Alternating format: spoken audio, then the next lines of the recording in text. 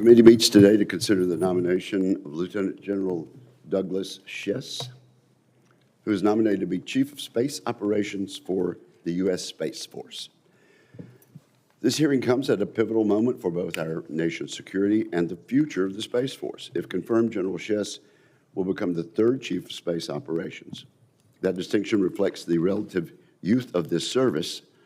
While the Space Force has already proven its value to the joint force, it is still building the institutions, culture, talent pipeline, and operational concepts that will define the service for generations.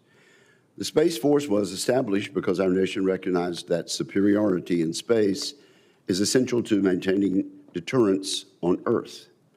Today, that mission is more important than ever. The next Chief of Space Operations will assume responsibility as two trends converge.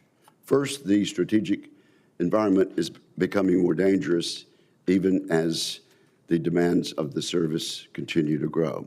The United States no longer has the luxury of viewing space as a permissive environment.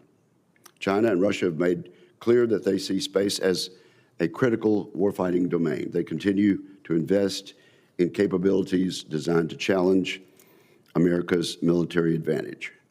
Beijing and Moscow are developing weapons to disrupt our satellites, degrade our communications, interfere with navigation, and threaten the systems that enable every joint military operation. So to meet that challenge, we need two things: increased resources and faster production timelines. Faster production timelines. On the latter point, I'm pleased to see how the Space Force is adopting the Forged Act's requirements for portfolio acquisition executives. This is a significant opportunity to streamline decision-making, improve accountability, and accelerate the development and fielding of the resilient space capabilities that our warfighters need.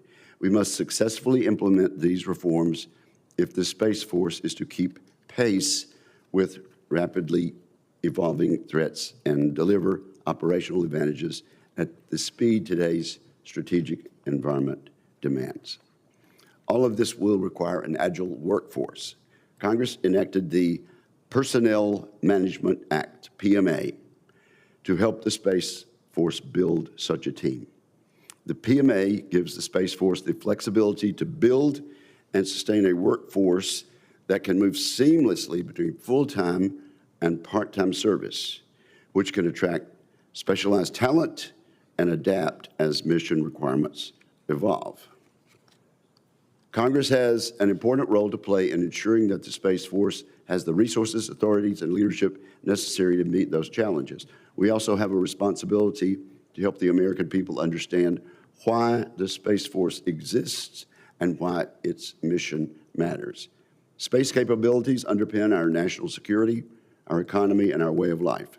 Space technology enables the systems we use for missile warning, precision navigation, communications, intelligence collection, and the operations of every military service. As the threat in space grows, public understanding must grow as well. The American people should understand that investments in the Space Force are investments in our security, our prosperity, and our strategic advantage. One of the defining responsibilities of the next Chief of Space Operations will be ensuring that the Space Force grows at a pace that matches the threat. Our competitors are rapidly expanding their forces and fielding new capabilities. The United States cannot afford to respond with incremental growth while the threat accelerates.